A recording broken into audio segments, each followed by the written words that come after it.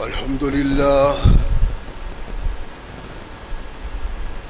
لله نحمده ونستعينه ونستغفره ونؤمن به ونتوكل عليه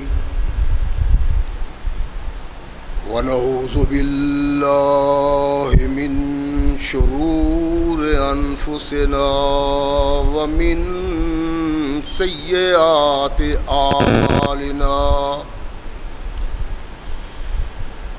من يهده الله فلا مضل له ومن يضلل فلا هادي له ونشهد أن لا إله إلا الله وحده لا ونشهد أن محمدا عبده ورسوله أما بعد فأحسن الحديث كتاب الله وخير الهدي هدي محمد صلى الله عليه وسلم وشر الأمور محدثاتها وكل محدثة بدعة وكل بدعة ضلالة وكل ضلالة في النار أما بعد فأعوذ بالله السميع العليم من الشيطان الرجيم من همزه ونفخه ونفسه بسم الله الرحمن الرحيم هو الذي أرسل رسوله بالهدى ودين الحق ليظهره على الدين كله وكفى بالله شهيد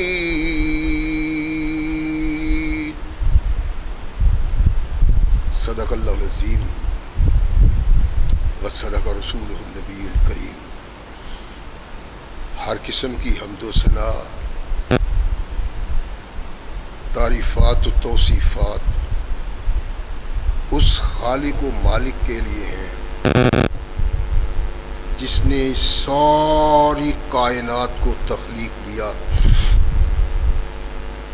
اور اس کی حسن و آبادی کے لیے حضرت انسان کو تخلیق فرمایا۔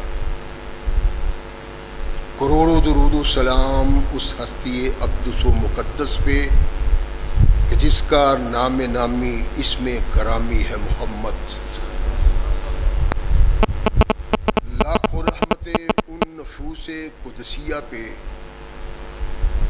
جنہوں نے سرور کائنات علیہ الصلاۃ والسلام سے اس ضابطۂ حیات کو وصول کیا اور اس کو ہم تک پہنچانے کے لیے اپنا تن من دھن قربان کر دیا۔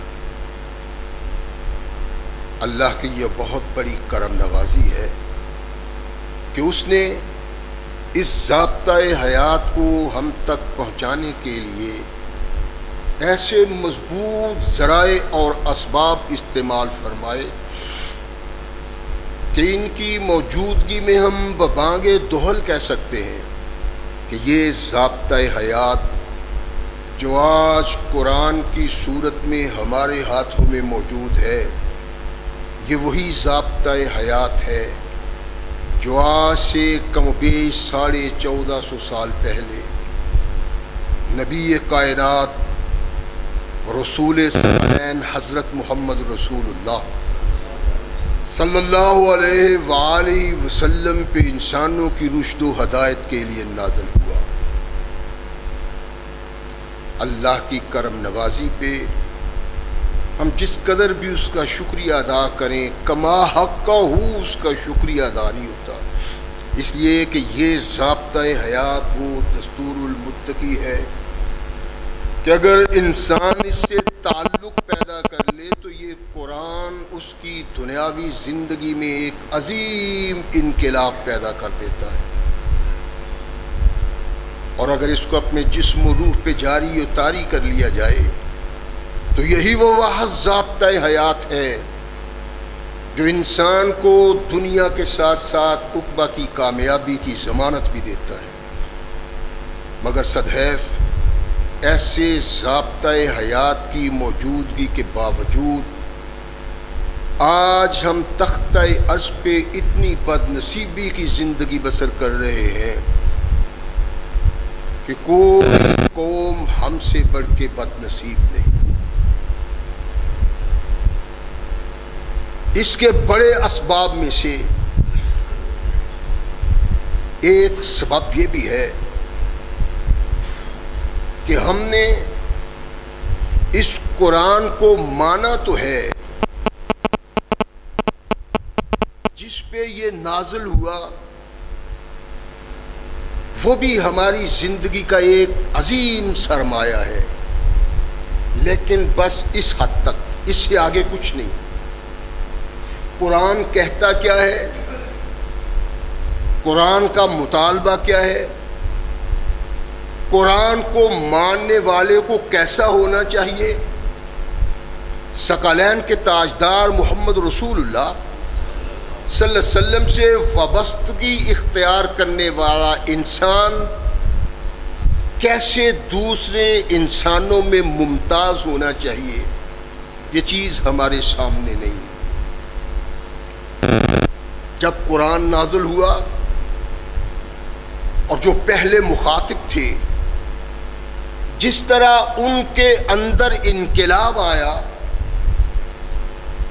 ان کے بعد کسی بھی معاشرہ میں، کسی بھی دور میں،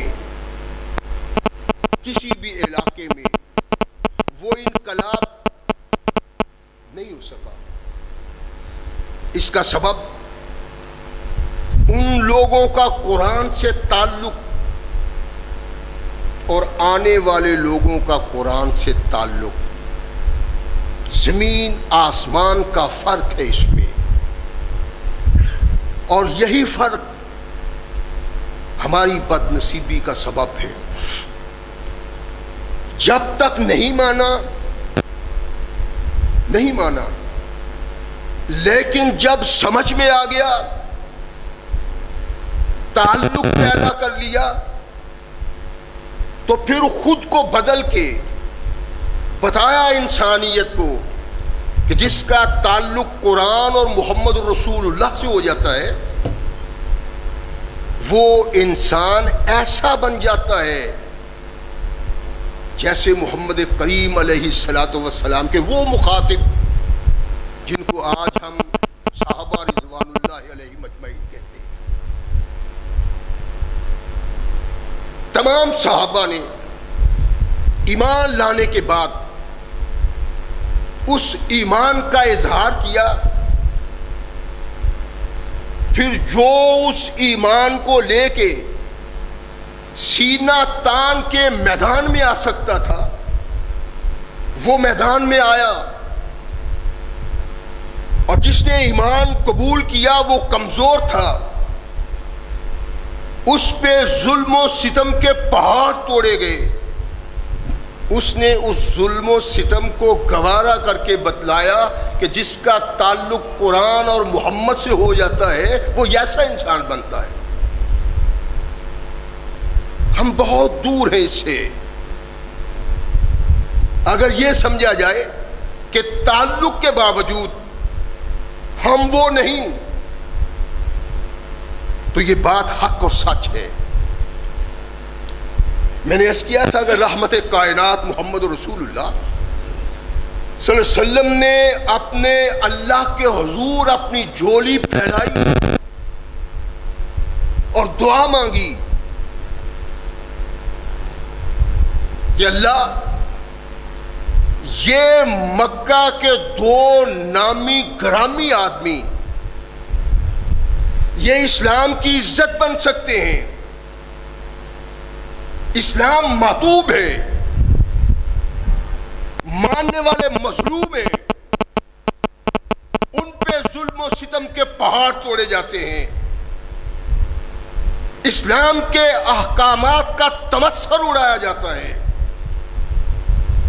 اسلام کو اس سے محفوظ رکھنے کے لیے، مسلمانوں کو جبر و ستم سے محفوظ رکھنے کے لیے دو بندوں میں سے، دو آدمیوں میں سے، دو انسانوں میں سے ایک انسان محمد کو دے دو صلی اللہ علیہ وسلم۔ مانگے اللہ سے لیکن چھوڑا اللہ پہ کہ جو تجھے پسند ہے۔ تو میں نے عرض کیا تھا پچھلے خطبہ میں، اللہ نے عمر فاروق محمد رسول اللہ کو دیے اور اس بات کا اظہار کیا کہ میرے محبوب، جن میں سے تو ایک مانگتا تھا اللہ کے نزدیک اسلام کے لیے یہ عزت بن سکتا تھا، وہ میں نے تمہیں دے دیا ہے۔ وہ تھے سیدنا فاروق رضی اللہ تعالیٰ۔ اور پھر اللہ کے نبی سے منہ سے نکلے ہوئے الفاظ اس کے کردار نے سچ کر دکھایا کہ اسلام اس سے پہلے مکہ کی نگری میں، اس کی گلیوں اور بازاروں میں بحال ہوتا تھا۔ جنہوں نے کلمہ توحید و رسالت پڑھا ان کا جینا دوبر کر دیا، ان کے جرأت نہیں تھی ان کے اندر کہ وہ بازار میں آ کے لا الہ الا اللہ محمد رسول اللہ کہیں۔ کیوں؟ اس لیے کہ یہ تعلق اتنا بڑا تعلق تھا جو ان کے لیے چیلنج تھا، جن کے معاشرہ میں یہ لوگ رہتے تھے۔ جب وہ کلمہ پڑھ کے اسلام کے دامن سے وابستہ ہوا تو اس کے کردار نے یہ بتلایا جو محمد رسول اللہ نے مانگا تھا وہ اللہ نے دے دیا، اور اس کی بنا پہ مکہ میں اسلام لانے والے مظلوم لوگ سانس لینے کے قابل ہوئے۔ سیدنا عبداللہ بن مسعود رضی اللہ تعالیٰ عنہ کہتے ہیں ہماری طاقت نہیں تھی کہ ہم معاشرہ میں کھڑے ہو کے اللہ کی توحید اور محمد رسول اللہ کی رسالت کا اظہار کریں۔ ہم میں طاقت نہیں تھی کہ کعبۃ اللہ میں جا کے اللہ کی عبادت کر سکیں، کعبہ کا طواف کر سکیں، لیکن رحمت کائنات محمد رسول اللہ صلی اللہ علیہ وسلم نے جب اللہ سے دو میں سے ایک مانگا، اللہ نے جو وہ دیا، اس کے آنے سے واقعی انقلاب پیدا ہوا۔ کس طرح کہ فلما اسلم عمر، جب عمر نے اسلام قبول کیا، قاتلہم، مکہ کے سرداروں، مکہ کے جابروں، مکہ کے اسلام دشمن لوگوں کے سامنے سینہ بھلایا اور چیلنج کیا انہیں۔ فلما اسلم قاتلہم، عمر نے اسلام قبول کر کے گھر میں نہیں بیٹھا بلکہ میدان میں آیا اور ان کو کہا جن لوگوں کو تم اللہ کی عبادت سے روکتے تھے، جن کے لیے تم نے کعبہ کے دروازے بند کیے تھے، جو اللہ کے گھر میں اللہ کا نام نہیں لے سکتے تھے، آج کے بعد وہ اللہ کا نام بھی لیں گے، عبادت بھی کریں گے اور کعبہ کا طواف بھی کریں گے۔ میں دیکھتا ہوں کہ کون انہیں روکتا ہے۔ اور عبداللہ بن مسعود کہتے ہیں قاتلہم، مکہ کے کافروں سے جنگ کی، سرداروں سے جنگ کی، بدماشوں سے جنگ کی، تو نتیجہ کیا نکلا؟ یہاں تک کہ انہوں نے ہمیں چھوڑ دیا۔ فصلینا، عمر کے ایمان لانے کے بعد ہم نے کعبہ میں نماز پڑھنا شروع کر دی۔ اور یہی نہیں، اللہ کے نبی نے کہا تھا، مانگا تھا، اسلام کا محافظ، مسلمانوں کا محافظ، تو وہ اسلام کا محافظ بھی بنا اور مسلمانوں کا محافظ بھی۔ بڑے بڑے جرنیل قسم کے صحابہ ان سے پہلے اللہ کی توحید اور محمد رسول اللہ کی رسالت کو قبول کر چکے تھے، لیکن چشم فلک نے وہ نظارہ نہیں دیکھا جو نظارہ فاروق کے اسلام لانے پہ زمین نے دیکھا اور آسمان نے دیکھا۔ کوئی محمد رسول اللہ کا صحابی یہ کردار ادا نہیں کر سکا جو اسلام کے لیے کردار عمر نے ادا کیا تھا۔ اس کا سبب یہ تھا کہ اللہم اعز الاسلام، اللہ اسلام کو عزت تب ملے گی جب تو ان دونوں میں سے ایک پسند کر کے اسلام کے دامن سے وابستہ کر دے گا۔ خوف طاری ہو گیا ان لوگوں کے دلوں دماغوں پہ جو مسلمانوں کی راہ میں روڑے اٹکاتے تھے۔ عمر کی آنے بعد دروازے کھل گئے کعبہ کے۔ پھر رحمت کائنات محمد رسول اللہ صلی اللہ علیہ وسلم نے ارشاد فرمایا کہ یہ زمین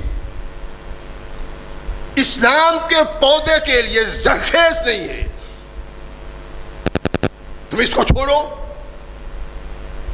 جس کا دل چاہتا ہے وہ یہاں سے نکل جائے۔ پہلے حبشہ کو، پھر یثرب کو صحابہ نکلتے چوری چوری، چھپ کے کسی کو احساس نہ ہو۔ جس کا علم ہو جاتا تھا مار مار کے مکہ کا کافر حشر کر دیتا تھا۔ علی المرتضیٰ رضی اللہ تعالیٰ عنہ کہتے ہیں کہ اولوں من ہاجر جہرن عمر، پہلا شخص جس نے بباغ دہل ساری دنیا کے سامنے مکہ سے ہجرت کی ہے وہ عمر کی ذات ہے۔ اللہ کے نبی نے کہا تو اللہ نے دیا، اس کے کردار نے سچ کر دکھایا کہ اس سے پہلے آنے والے اللہ کے محبوب تو تھے، اللہ کے مقبول تو تھے، اللہ کے پیارے تو تھے، لیکن وہ طاقت کے باوجود وہ کردار ادا نہ کر سکے جو اللہ نے عمر کی قسمت میں لکھا ہوا تھا۔ علی کہتے ہیں کہ میں نے نہیں دیکھا کسی آدمی نے مکہ سے ہجرت کی ہو تو کسی کو کانوں کان خبر ہو کہ یہ ہجرت کر رہا ہے۔ ایک شخص میں نے دیکھا ہے، جب ہجرت کا ارادہ کیا تلوار اپنی گردن میں حوائل کی، کماند اپنے ہاتھوں میں پکڑی، تیر اپنے جسم کے ساتھ آویزہ کیے اور مدینہ کے راستے کو جانے کی بجائے وہ کعبۃ اللہ میں آتا ہے۔ کوئی طاقتور بھی طاقت نہ رکھ سکا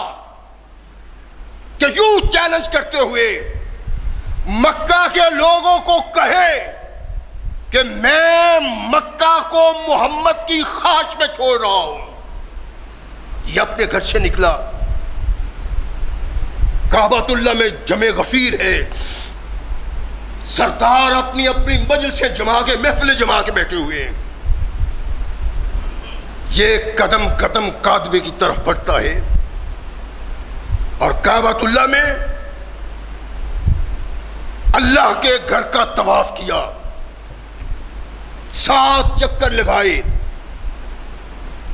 جو گوارا نہیں کرتے تھے کہ ان کے سامنے کوئی جرأت کرے، ان تمام سرداروں کے سامنے 7 چکر لگائے اور پھر مقام ابراہیم پہ نوافل ادا کیے.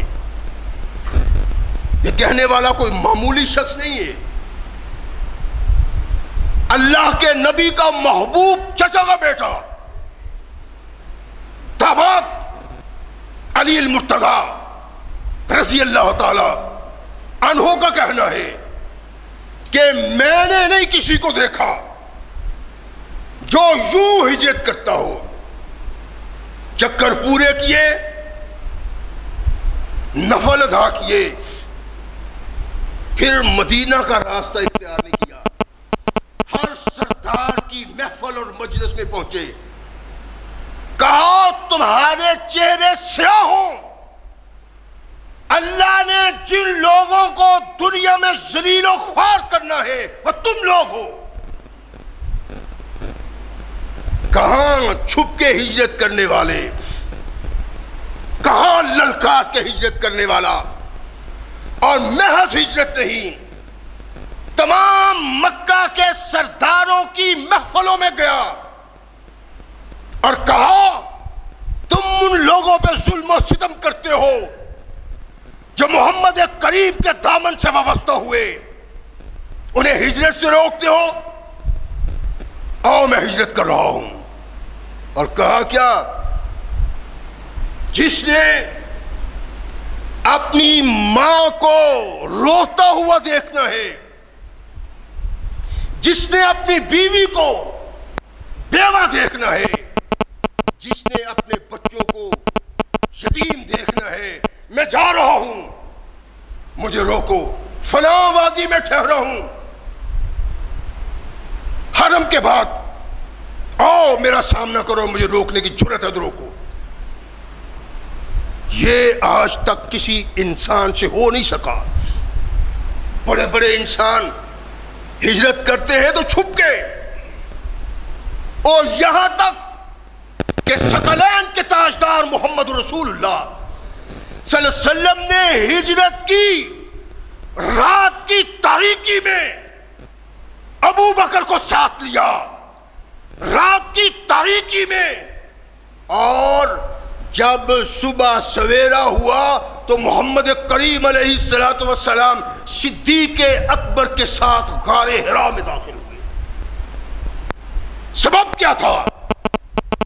کوئی کافر دیکھ نہ لے، لیکن اللہ نے جو محمد الرسول اللہ کی خواہش پہ جس شخص سے نوازا، وہ کائنات کا وہ جوہر نایاب تھا جس نے آنکھیں کھول دی ان لوگوں کی جو یہ سمجھتے تھے، جو یہ چاہتے تھے، جو یہ کہتے تھے کہ کوئی ببانگے دھول ہمیں بتلا کے مکہ کو چھوڑ نہیں سکتا، وہ محمد رسول اللہ کا ماننے والا ہو.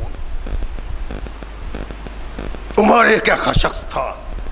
اور پھر مورخ کہتا ہے کہ جب لوگوں نے سنا کہ عمر جا رہا ہے، جو لوگ باہر قدم رکھنے کی جرأت نہیں کر رہے تھے کہ قدم رکھا نہیں تو ان جابروں کے ظلم کا شکار ہوئے نہیں، اتنی طاقت نہیں کہ ان کا ظلم برداشت کر سکے. ان کو علم ہوا کہ ایک جانے والا کعبۃ اللہ میں کھڑا ہو کے کہتا ہے میں جا رہا ہوں، تم میں طاقت ہے تو مجھے روکو. رحمت کائنات محمد رسول اللہ صلی اللہ علیہ وسلم مکہ میں ہیں، مکہ کے مسلمان جب یہ سنتے ہیں وہ جلد جلد تیار ہوتے ہیں کہ ویسے ہجرت نہیں کر سکے، عمر جا رہا ہے عمر کے ساتھ چلتے. اور پھر مکہ کے کمزور لوگ، ناتواں لوگ جن میں جرأت اور طاقت نہیں تھی، اپنے اسلام کا اظہار بھی نہیں کیا. آج پتہ چل رہا ہے کہ یہ بھی مسلمان ہیں، یہ بھی کلمہ پڑھنے والے ہیں. جب وہ اپنے گھر عزیز و اقارب کو چھوڑ کے فاروق کے بتلائے ہوئے مقام پہ پہنچتے ہیں. اس سے پہلے عمر رضی اللہ تعالیٰ عنہ نے اپنے جگری دوستوں کو بھی قائل کیا کہ تم میرے ساتھ ہجرت کرو. ایک عیاش بن ابی ربیع تھا اور ایک ہشام بن عاص تھا. یہ دونوں گھرانے مکہ کے طاقتور گھرانے تھے. لوگوں کو اسلام سے روکنا، ٹوکنا، لیکن گھر میں اسلام داخل ہو گیا ہوا تھا. یہ عیاش بن ابی ربیع ابو جہل کا ماں جایا بھائی تھا. ابی جہل وہ بد نصیب انسان ہے جس نے وہ کردار ادا کیا کہ کائنات کے آقا محمد رسول اللہ صلی اللہ علیہ وسلم سے پوچھا کہ اللہ کے نبی آپ کا بدترین دشمن کون ہے؟ تو ارشاد فرمایا ابو جہل محمد کا بدترین دشمن ہے. یہ عیاش بن ربیع ابو جہل کی ماں جایا تھا. عمر نے کہا میرے ساتھ چلو. احدینوں نے بھی کیا، لیکن ہشام بن عاص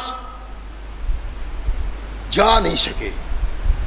اس کا سبب یہ تھا کہ جوان، نڈر، جرنیل قسم کا انسان اس کا بھائی تھا. عمر بن عاص نہیں جا سکتے تم، روک لیا. عیاش پہنچ گیا. اللہ کے نبی محمد رسول اللہ صلی اللہ علیہ وسلم کے اس شیر نے جب وقت دیا ہوا تھا، وقت گزر گیا تو ہجرت کے لیے سفر شروع کیا. یہ نکل گئے. ایک دو دن بعد پتا چلا ابو جہل کو اور گھر والوں کو کہ ہمارا تو بھائی بھی چلا گیا ہے. جب پیچھے نکلتے ہیں فاروق اعظم رضی اللہ تعالیٰ عنہ شخصیت کیا ہے؟ اللہ کے نبی نے کہا کہ گزشتہ امتوں میں اللہ نے نبیوں کی امتوں میں ملہم پیدا کیے ہیں. ملہم وہ انسان جو نبی نہیں لیکن اللہ انہیں الہام کرتا ہے، اس کو کہتے ہیں ملہم. فرمایا وَإِن كَانَ فِي أُمَّتِي مِنْهُمْ عمر، اگر میری امت میں کوئی ملہم ہے جس پہ اللہ وحی کرتا ہے بغیر نبی ہوئے تو وہ عمر کی ذات ہے. لو کان بعدی نبیا لکان عمر، فرمایا میرے بعد نبی کوئی نہیں، اگر نبی ہوتا تو عمر ہوتا. اللہ کے نبی نے کیوں کہا؟ اس کا سبب کیا تھا؟ اللہ کے اشارات و قرارات کہ یہ جو ہم نے تمہیں دیا ہے اس کائنات میں، مکہ کی وادی میں ایسا کوئی دوسرا شخص نہیں ہے. ہجرت کی، قباء کے قریب ایک بستی میں پہنچے تو پیچھے ہی ابی جہل پہنچتا ہے، حارث بن ہشام پہنچتا ہے. یہ عیاش، ابی جہل، حارث، یہ تینوں ماں جائے بھائی. عمر نے دیکھا تو اللہ کے نبی محمد رسول اللہ صلی اللہ علیہ وسلم کے منہ سے نکلے ہوئے الفاظ پہ اپنے کردار سے تصدیق کی مہر لگائی کہ لو کان بعدی نبیا لکان عمر. عقل، شعور، فہم، فراست عمر کا وہ ہے جو اللہ نے نبیوں کو دیا ہوتا ہے. یہ نبی نہیں ہے لیکن عقل و شعور اللہ نے وہی دیا ہے جو نبیوں کو دیا ہوا ہے. پہلی امتوں میں ملہم ہوتے تھے. لو کان فی امتی منہم عمر، اگر میری امت میں ہے تو کوئی عمر ہے. اللہ کے نبی محمد رسول اللہ نے کہا. اور یہ انتخاب کہ وہ ملہم ہے، وہ محدث ہے، اللہ کے نبی نے نہیں کیا. اس کے کردار کو دیکھا، اس کے افعال کو دیکھا، اس کی زندگی کو دیکھا تو اللہ کے نبی محمد رسول اللہ صلی اللہ علیہ وسلم نے ارشاد فرمایا ایسا کردار نبیوں کا ہوتا ہے، ایسا کردار ملہم کا ہوتا ہے کہ جو عمر اپنی زبان سے کہتا ہے صحابہ کہتے ہیں ہم نے ٹھیک ہوتا ہوا دیکھا ہے. عیاش کے پاس آئی کہ تیری ماں مر جائے گی. یہ ماں سے بہت محبت کرتا ہے. کیا ہوا ہے؟ کہنے لگے تیری ماں نے کہا ہے کہ اگر عیاش میرے پاس نہ آیا تو میں سر میں کنگھی نہیں کروں گی. اگر عیاش نہ آیا تو مکہ کی تیز و تند دھوپ میں بیٹھوں گی، مر جاؤں گی، سائے میں نہیں آؤں گی جب تک وہ نہ آیا. ابو جہل کہتا ہے تیری ماں مرنے کے قریب پہنچ گئی، یہ تجھے پتہ نہیں ہے؟ اس نے مر جانا ہے. پریشان ہو گیا. محبت ہی وہاں سے، پیار تھا. اچھا سیدنا فاروق اعظم نے جب یہ گفتگو سنی تو ارشاد فرمایا یاش یہ لوگ جھوٹ بول رہے ہیں. میری چھٹی حص کیا ہے؟ ہر آدمی کی چھٹی حص ہوتی ہے. کیا؟ اس کو کچھ نہ کچھ اشارات و کنایات ملتے ہیں. لیکن فاروق کی چھٹی حص وہ تھی جو انبیاء کی ہوتی ہے، رسول اللہ کی ہوتی ہے. ارشاد فرمایا یاش یہ تم سے فریب کر رہے ہیں، دھوکہ کر رہے ہیں. دلیل میں تمہیں دیتا ہوں. اگر تیری ماں کے سر میں جوئیں پڑیں گی تو اس کو مجبور کریں گی کنگھی کرنے کے لیے. اور مکہ کی تیز و تند گرمی، دھوپ کی شعاعیں جب تیری ماں کے جسم پہ پڑے گی وہ مجبور ہو جائے گی سائے میں جانے کے لیے. ان کی بات نہ مان. لیکن فاروق اعظم کی یہ سوچ، یہ فکر جو اس بات کا سبب تھی جو محمد الرسول اللہ نے کہا لو کان بعدی نبیا لکان عمر. تمام وہ اوصاف جو نبی اور رسول میں ہوتے ہیں وہ عمر میں موجود ہے. لیکن یہ نبی اس لیے نہیں بن سکتا کہ محمد کے بعد کوئی نبی نہیں ہے صلی اللہ علیہ وسلم. آپ دیکھیں، کوشش کریں، ڈھونڈیں کہ آپ پا سکتے ہیں کہ اللہ کے نبی محمد رسول اللہ صلی اللہ علیہ وسلم نے کسی دوسرے کے متعلق یہ الفاظ استعمال کیے ہوں. وہ ملہم جس پہ اللہ انعام کرتا ہے نبی نہیں ہے. پہلی امتوں میں ہوا کرتے تھے. لو کان فی امتی منہم، اگر ان میں سے کوئی میری امت میں ہے تو وہ عمر ہے. جہالت کی انتہا ہے، حماقت کی انتہا ہے، بیوقوفی کی انتہا ہے. جس کو کونین کے آقا نے اس اعلیٰ مقام پہ کھڑا کیا جس مقام پہ انبیاء اور رسول اللہ ہوتے ہیں، اس انسان سے کسی دوسرے انسان کا تقابلی جائزہ لیتے ہیں. کونین کے رب کی قسم عمر کا کوئی مقابلہ نہیں کر سکتا. کسی کا تقابلی جائزہ عمر فاروق سے نہیں لیا جا سکتا. کونین کے آقا ثقلین کے تاجدار محمد رسول اللہ صلی اللہ علیہ وسلم نے کہا میرے اور ابو بکر بعد ترازو میں عمر کو رکھا گیا ایک پلڑے میں، اور دوسرے پلڑے میری ساری امت رکھی گئی. لیکن عمر کا پلڑا سب پہ بھاری تھا. یہ ایک تصور تھا، یہ ایک رہنمائی تھی، یہ راستہ ہدایت تھا جو جو کونین کی آقا محمد رسول اللہ صلی اللہ علیہ وسلم نے ہمیں دیا کہ میں نے جو اللہ سے مانگا ہے یوں ہی نہیں مانگا. اس کا کردار ایسا ہے کہ مانگنے کی ضرورت تھی محمد کو، اور جب مانگا اس نے اپنے کردار سے ثابت کیا کہ میرے آقا محمد رسول اللہ نے حق اور سچ مانگا ہے. صحابہ کہا کرتے تھے کہ ہم تقابلی جائزہ لیتے تھے نبی کائنات محمد رسول اللہ کے صحابہ میں، تو کہا کرتے تھے اللہ کے نبی کے صحابہ میں ابو بکر جیسا کوئی دوسرا نہیں، اور ابو بکر کے بعد عمر جیسا کوئی دوسرا نہیں ہے.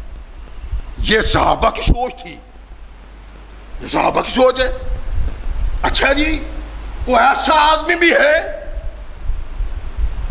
جس کے متعلق کہا جائے اس کی بھی یہ سوچ ہے تو آدمی کا سر تسلیم خم ہو جائے کہ اچھا اس نے بھی یہ کہا تو پھر سچ ہے. ہاں، یہ کیسا انسان تھا. بیٹھے ہوئے بیٹا آتا ہے محمد بن علی، جن کو محمد بن حنفیہ کہتے تھے. کہا بابا، محمد کے بعد صلی اللہ علیہ وسلم اس امت میں سب سے بہترین، سب سے افضل و اعلیٰ بالا انسان کون ہے؟ ارشاد فرمایا بیٹا یہ بھی کوئی پوچھنے والی بات ہے؟ نبی کائنات کی امت میں سب سے اعلیٰ افضل سب سے بالا ابو بکر کی ذات ہے. ان کا کیا خیال تھا؟ ان کا یہ خیال تھا کہ شاید امت محمد صلی اللہ علیہ وسلم میں میرا باپ سب سے افضل ہے. باپ سے سوال کیا، کہا بیٹا یہ پوچھنے والی کرنے والی بات نہیں ہے، سب سے اعلیٰ سب سے افضل سب سے بالا ابو بکر ہے. ثم من یابی، اس کے بعد ارشاد فرمایا اس کے بعد عمر ہے.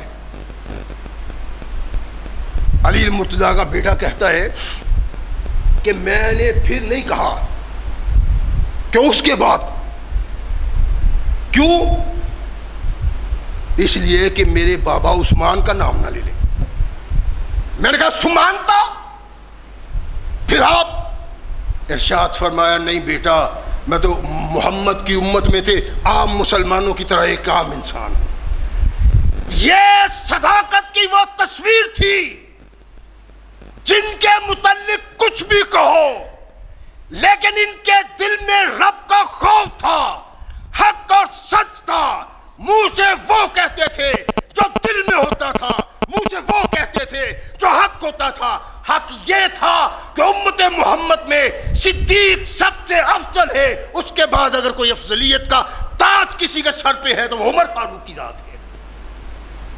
اس کا اعلان علی المرتضیٰ رضی اللہ تعالی عنہ نے کیا.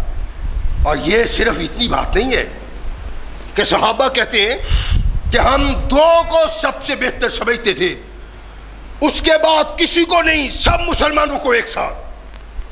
کہنے والا کہہ سکتا ہے ایک اور بڑی شخصیت ہے جس کا نام لیا جا سکتا ہے، جس کا کہا جا سکتا ہے، جس کو یہ سمجھا اور کہا جاتا تھا اس سے اس کے بیٹے نے پوچھا تو اس نے بھی اس بات کا اقرار کیا کہ امت محمد میں ابو بکر جیسا کوئی نہیں، ابو بکر کے بعد عمر جیسا کوئی نہیں، باقی سب ایک حیثیت رکھتے ہیں صحابہ میں. یہ کردار تھا صحابہ کا. وہ کہہ سکتے تھے انا منہم، جو با کردار ہیں، جو بڑے ہیں، جو اللہ کے محبوب ہیں، جو نبی کے مقبول ہیں، ان میں میرا بھی ایک درجہ ہے. لیکن حق اور سچ وہ ہے جو ان کی زبان پہ اللہ نے جاری کیا ہوا تھا کہ کچھ بھی ہو جائے تمہاری زبان سے سچ نکلنا چاہیے. سچ یہ تھا جو علی المرتضیٰ رضی اللہ تعالیٰ عنہ نے بیان کیا کہ سب سے بہترین ابو بکر، اس کے بعد عمر. اور یہ میں نے عرض کیا ہے کہ اللہ کے نبی نے سچ کر کہا تو کردار عمر نے سچ کر دکھایا کہ عمر اسلام کی عزت تھا. اس کو مزید غور سے سننے کے لیے، مزید قریب سے دیکھنے کے لیے رحمت کائنات محمد رسول اللہ صلی اللہ علیہ وسلم کی اس جنگ کو دیکھنا پڑے گا جس میں اللہ کے وعدے کے مطابق مسلمانوں کو فتح ملی، لیکن وہ فتح مسلمانوں کی ایک غلطی کے سبب شکست میں بدل گئی۔ ایک طرف سے خالد بن ولید نے حملہ کیا، دوسری طرف سے ابی سفیان نے حملہ کیا، اور مسلمان یوں پسنے لگے جیسے چکی کے دو پارٹوں میں دانا پستا ہے۔ میدان کارزات صاف ہوا، اس سے پہلے آواز آتی ہے قد قتلت محمدا، میں نے محمد کو قتل کر دیا ہے صلی اللہ علیہ وسلم۔ یہ بھی سفیان کے کانوں میں بھی بات پڑتی ہے اور کافروں کے بھی کانوں میں بات پڑتی ہے۔ وہ متلاشی ہیں کہ خبر نہیں جائے واقعہ کیا ہے، اصل کیا ہے۔ میدان تو پھر بھی چھوڑ گئے۔ ایک پہاڑی پہ چڑھتے ابی سفیان اور کچھ اس کا لشکر، دوسری پہاڑی پہ کچھ لوگ نظر آ رہے ہیں۔ کہا ایھا الناس حل فیکم محمدا، اور لوگوں تم میں محمد ہیں؟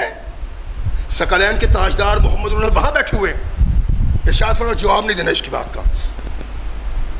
حل فیکم ابو بکر، ارشاد فرمایا جواب نہیں دینا۔ حل فیکم عمر، فرمایا جواب نہیں دینا۔ پھر اس نے کہا اس کا مطلب ہے تینوں قتل ہو گئے، تینوں مر گئے۔ فاروق اعظم سے یہ برداشت نہ ہوا، فرمایا کذبت یا عدو اللہ، تو جھوٹ کہتا ہے اللہ کے دشمن، تیری ذلت اور رسوائی کا سامان زندہ موجود ہے، میری آواز تو سن ہی رہا ہے، محمد رسول اللہ میرے قریب بیٹھے ہوئے ہیں اور ابو بکر بھی ہے۔ ایک نعرہ لگاتا ہے، کہتا ہے لو ہبل، آج تمہیں مزہ چکھا دیا ہے جو یہ تم سمجھتے تھے کہ تم بہت طاقتور ہو، تمہاری پشت پہ اللہ ہے۔ اگر بدر میں تم نے ہمارے ساتھ یہ کیا کہ ہمارے 70 افراد قتل کر دیے، آج ہم نے تم سے بدلہ لیا، ہم اور تم برابر۔ فاروق اعظم نے کہا نہیں نہیں نہیں، یہ تیرا کہنا جھوٹ ہے، قتلانا فی الجنہ وقتلاکم فی النار، ہمارے مرنے والے شہید ہونے والے جنت میں اور تمہارے مرنے والے جہنم میں گئے، برابری والی بات نہیں۔ ثقلین کے تاجدار محمد رسول اللہ صلی اللہ علیہ وسلم کا نام لیا بھی سفیان نے، اس کے بعد ابو بکر کا، اس کے بعد عمر کا، یعنی نتیجہ کیا ہے کہ زمانے کا کفر اور کفر کی طاقت یہ سمجھتی ہے جب تک محمد موجود ہے اسلام موجود ہے، جب تک ابو بکر موجود ہے اسلام موجود ہے، جب تک عمر موجود ہے اسلام موجود ہے۔ اسلام کے قافلے کی تباہی کا سبب ان تینوں کی موت ہے، جب تک یہ ہے اسلام کو موت نہیں آ سکتی۔ یہ اسلام کا بڑا دشمن، یہ محمد رسول اللہ کا بڑا دشمن، یہ مسلمانوں کا قاتل اس بات کا اعلان کرتا ہے کہ یہ تینوں مر گئے، اب قافلہ اسلام رک گیا۔ کہا نہیں، یہ تیری رسوائی کا سامان ابھی تک اللہ نے زندہ رکھا ہے، اور ایک وقت آئے گا تو بھی ایسی طرح رسوا ہوگا جس طرح تیرے پہلے سردار میدان بدر میں رسوا ہوئے۔ کافر کیا کہتے ہیں؟ محمد صلی اللہ علیہ وسلم، ابو بکر، عمر، جو سمجھتے ہیں کہ زمانے میں اسلام کی موجودگی، اس تحریک کی زندگی محمد سے ہے، ابو بکر سے ہے، عمر سے ہے، اور اسلام کے بڑے جرنیل ہیں، اسلام کے بڑے وفادار ہیں، اسلام کے بڑے علم بردار ہیں، لیکن زمانے کا کفر بھی سمجھتا ہے کہ اگر اسلام زندہ ہے محمد کی بنا پہ، اگر اسلام زندہ ہے ابو بکر کی بنا پہ، اگر اسلام زندہ ہے تو عمر کی بنا پہ زندہ ہے. یہ نہیں تو اسلام نہیں. رحمت کائنات محمد رسول اللہ صلی اللہ علیہ وسلم نے ارشاد فرمایا اللہم اعز الاسلام باحب الرجلین الیک عمر ابن الخطاب اور عمر ابن ہشام، اللہ دو میں سے ایک دے جو اسلام کی عزت کا سبب بنے، جو اسلام کے وقار کا سبب بنے، جو اسلام کی عظمت کا سبب بنے، جو مسلمانوں کی حفاظت کا سبب بنے. ایک تو پسند کر کے دے. اللہ نے عمر محمد رسول اللہ کی جھولی میں رکھ لیا. جس کو نبی کائنات نے مانگا اور اللہ نے اپنی پسند سے دیا، اس کے متعلق ایک لفظ اپنے کلمہ سے کہنا اپنے ایمان کو تباہ کرنے کے مترادف ہے، اپنے ایمان کو برباد کرنے کے مترادف ہے. یہ نبی کا مانگا اللہ کا دیا، یہ نبی کا محبوب اللہ کا پسند، اور اللہ اور نبی اس کے صحابہ. اور اس کا ایک محبوب بھی کہتا ہے بیٹے کے سوال پہ بابا، فرمایا نہیں بیٹا، محمد کی اس امت میں محمد کے بعد ابو بکر جیسا فضل و شرف کسی کا نہیں ہے، اس کے بعد عمر کا. روایت مستند صحیح متنن اور سند کے اعتبار سے اس روایت کا لگا کوئی نہیں کھاتا جو علی المرتضیٰ نے کہا کہ محمد عظیم، ان کے بعد ابو بکر، ان کے بعد عمر. پھر کہا بابا پھر آپ، ارشاد فرمایا نہیں میں تو مسلمانوں کے عام انسانوں میں سے ایک اللہ کا بندہ ہوں. یہ ہے وہ حق، یہ ہے جو سچ، جو ایک صدیق و محبوب و مقبول مسلمان کے منہ سے نکلتا ہے. سچ، حق. علی المرتضیٰ رضی اللہ تعالیٰ عنہ نے جس کو بیان کیا. اب کوئی کہتا ہے کہ نہیں جی کمی ہے، تو پھر کمی تو محمد رسول اللہ صلی اللہ علیہ وسلم کے شخصیت میں، ذات مقدس میں ہیں، جنہوں نے کہا مجھے پتہ نہیں ہے میں کب تک تم میں موجود ہوں، میری باقی زندگی کب تک ہے. فرمایا اقتدوا بالذین من بعدی، میرے بعد دو آدمیوں کی تم نے پیروی کرنی ہے. واشارہ الی ابی بکر وعمر، اللہ کے نبی نے اشارہ ابو بکر عمر کی طرف کیا. اور اس روایت کو، اس کی سند پہ، اس کے متن پہ کائنات کا کوئی انسان اعتراض نہیں کر سکا. صحیح ترین روایت جس کو احادیث صحیحہ میں البانی نے نقل کیا ہے، اور البانی کے متعلق بلا کیا کہا جاتا ہے کہ اس دور کا اہل بیت کی عظمت کو بلند کرنے والا لیڈر، سردار، وہ سردار بھی حق کو حق کہتا ہے، کہتا ہے اس کا جوڑ نہیں. یعنی بہت اللہ کا محبوب، بہت اللہ کا پیارا، بہت عظیم، لیکن سب کچھ کے باوجود جو عظمت اللہ نے ابو بکر کو دی ہے وہ علی المرتضیٰ کو نہیں دی، جو عظمت اللہ نے عمر کو دی ہے وہ علی المرتضیٰ کو نہیں دی. یہ میں نہیں کہتا، کوئی صحابی نہیں کہتا، یہ علی المرتضیٰ اپنی زبان سے اپنے بیٹے کو کہتے ہیں، اور متنن سندن صحیح ترین روایت ہے. اگر اس سے بغاوت کر کے کوئی اپنے ایمان کو برباد کرنا چاہتا ہے جو اس کا نصیب ہے. اللہ ہمیں صحیح مسلمان بننے کی توفیق عطا فرمائے. وآخر دعوانا